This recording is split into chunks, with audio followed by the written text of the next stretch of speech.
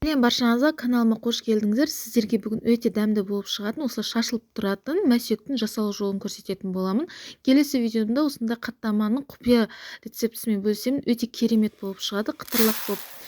Бізге керегі осындай 2 бокал тарымызды ыдысымызға салып, қайнап тұрған ыстық сумен 2-3 қайтара жуып аламыз. Суы ағарғанша. Міндетті түрде ыстық сумен жуыңыздар. Осылай суын сырғытып, тазалап жуып аламыз. Ендігі 1,5 бокал сүтімізді газге қойып пісіретін боламыз. Ыстықтай осы тарының үстіне құямыз. Көріп тұрғандарыңыздай, тары мен сүт бірдей болды. Егер сіздер сүтті болып қаласаңыздар, сәл 2 бокал сүт қойсаңыздар болады. Енді осы газымызға қойып, бір бұрқ етіп қайнатып алып, газымызды өшіріп, осыны жылы жерге орап қоямыз. 20-25 минутта. Сосын бетін ашып, қазір сіздерге көрсетемін, қалай болып шыққанын.